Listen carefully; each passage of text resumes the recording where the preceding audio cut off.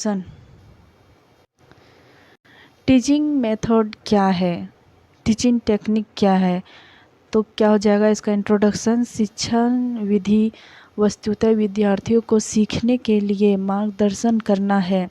शारीरिक शिक्षक के अध्यापक को अपने व्यक्तिगत अनुभवों, मानसिक प्रवृत्तियों तथा विद्यार्थियों के सीखने की योग्यता के आधार पर अनुकूल शिक्षण विधि चुनने की पूरी स्वतंत्रता होनी चाहिए। किसी शिक्षण विधि का चुनाव करने से पहले अध्यापक को अपने विद्यार्थियों की योग्यता का भी भली-भांति परिचय प्राप्त कर लेना चाहिए, तभी वह अपनी शिक्षण विधि को प्रभावित बना सकेंगे। अधिकांश विद्वानों का विचार है कि शारीरिक क्रियाओं की शिक्षण विधियाँ लोकतंत्रात्मक होनी चाहिए, परंतु यह सिखाई जा रही क्रिया के प्रकार पर निर्भर करता है। सभी शारीरिक क्रियाओं के लिए लोकतंत्रात्मक शिक्षण विधि नहीं अपनाई जा सकती।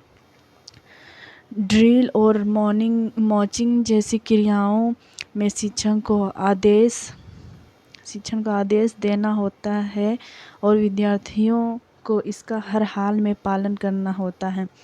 मतलब यह है कि शिक्षण विधि क्या है, जिससे हम विद्यार्थियों की योग्यता, मतलब उसको किस चीज़ में ज़्यादा इंटरेस्ट है उसके बारे में बताना।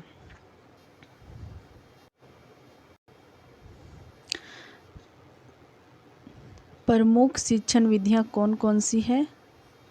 चीफ मेथड्स ऑफ टीचिंग पहला है भाषण विधि, आदेश विधि, प्रोजेक्ट विधि,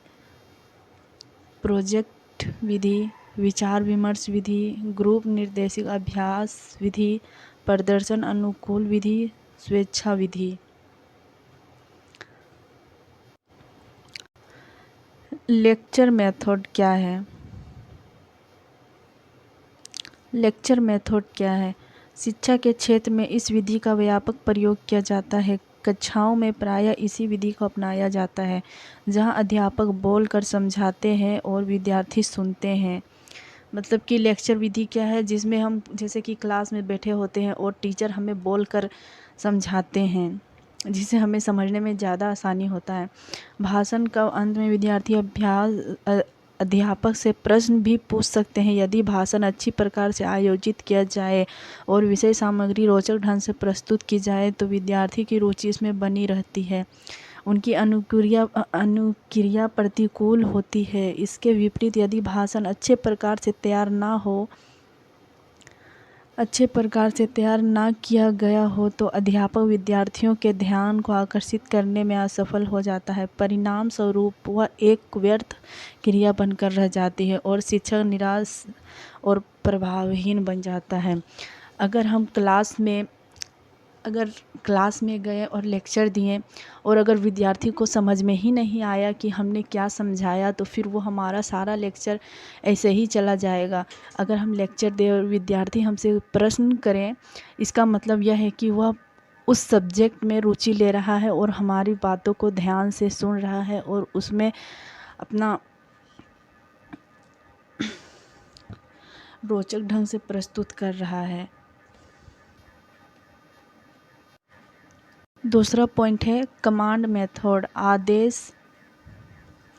आदेश विधि। इस विधि में कोई क्रिया करने के लिए विद्यार्थियों को आदेश दिया जाता है, विशेषकर ड्रिल, मॉर्चिंग आदि आरंभ करने के लिए इस विधि का प्रयोग किया जाता है। वास्तव में यह विधि भी अपने आप में पूर्ण नहीं है, क्योंकि किसी भी क्रिया को केवल आदेशों द्वारा नहीं सिखाया जा सकता। उस विधि की व्याख्या करने तथा उसे प्रदर्शित करने की भी आवश्यकता होती है। तीसरा क्या हो जाएगा? प्रोजेक्ट विधि। आजकल शिक्षा के क्षेत्र में इस विधि पर बहुत बल दिया जा रहा है। इस विधि के अनुसार विद्यार्थियों के सामने समस्या रखी जाती है, समस्या के समाधान के लिए क्षेत्र निश्चित कर दिया जाता है और विद्यार्थियों को टोलियों में बांट दिया जाता है। अब विद्यार्थियों को स्वयं उन समस्याओं का समाधान ढूंढना होता है। शारीरिक शिक्षा में क्रियाओं की प्रवृत्ति ऐसी होती है कि यह शिक्षा विधि उपयोगी सिद्ध नहीं होती है। हाँ, शिखरों, पिकनिक, पर्वतारोहण आदि के आयोजन में या खेलों एवं शारीरिक क्रियाओं से संबंधित आवश्यक सूचनाएं एकत्रित करने में इस विधि का प्रयोग किया जा सकता है। प्रोजेक्ट विधि क्या है, जिसमें कि हम विद्यार्थियों को प्रोजेक्ट बनाने के लिए दे देते हैं, जैसे कि कोई भी समस्या हो, उस समस्या का समाधान कैसे करना है टोलियों में बांट दिया जाता है, जिससे कि वो ग्रुप बनाकर डिस्कशन करके उस प्रोजेक्ट को बहुत ही अच्छे ढंग से तैयार करते हैं। चौथा पॉइंट है विचार विमर्श विधि, डिस्कशन मेथड। इस विधि में अध्यापक और विद्यार्थी दोनों मिलकर संबंधित समस्या पर विचार विमर्श करते हैं। इस विधि के लोकतंत्रात्मक विधि समझा जाता है। इस विधि में अध्यापक विद्यार्थियों की अपने विचार प्रकट करने की ज़्यादा से ज़्यादा स्वतंत्रता प्रदान करता है। अध्यापक केवल उनका मार्गदर्शन करता है और उन्हें वांछित दिशा में बनाए रखता है, ताकि वे प्रस्तुत समस्या से भटक ना जाएं। इस प्रकार प्रस्तुत समस्या के संभावित समाधान विद्यार्थियों द्वारा ढूंढे जाते हैं। फिर इस विधि को स्कूल की खेल नीति के निर्माण, टीम के चुनाव, मनोरंजन कार्यक्रम आयोजन, खेल सुविधाओं के सुधार आदि के लिए प्रयुक्त किया जा सकता है। 5वां है group directed practice method, group निर्देशित अभ्यास विधि। कौशल सिखाने के लिए यह विधि अत्यंत उपयोगी सिद्ध होती है। इस विधि में कक्षा को ग्रुपों में बांट दिया जाता है और प्रत्येक ग्रुप को एक नेता बनाया जाता है, जो शारीरिक क्रियाओं से दूसरों की अपेक्षा अधिक कुशल होता है। अध्यापक किसी विशिष्ट कौशल का शिक्षण प्रदान करता है और ग्रुपों को अपने अपने नेता के निर्देशन में उसका अभ्यास करने के लिए कहता है। अब अध्यापक एक निरीक्षक के रूप में प्रत्येक ग्रुप के अभ्यास कार्य का निरीक्षण करता है और उसका मार्गदर्शन करता है। यदि पर्याप्त सुविधाएं प्राप्त हो तो वह विधि बहुत ही उपयोगी सिद्ध होता है। 6ठा पॉइंट है प्रदर्शन अनुकरण विधि, डेमोन्स्ट्रेशन इमिटेशन मेथड।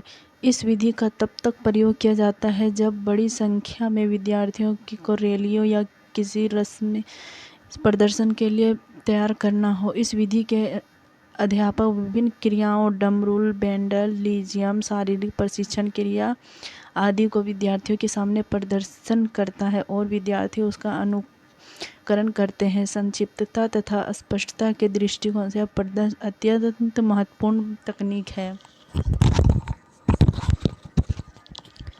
7वां पॉइंट है स्वेच्छा विधि, एट विल मेथड।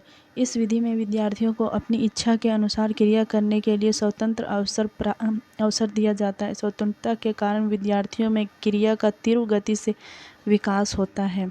स्वतंत्र वातावरण में खुलकर शारीरिक क्रियाएं करने में जो आनंद मिलता है वह अपने आप में एक महत्वपूर्ण उपलब्धि है।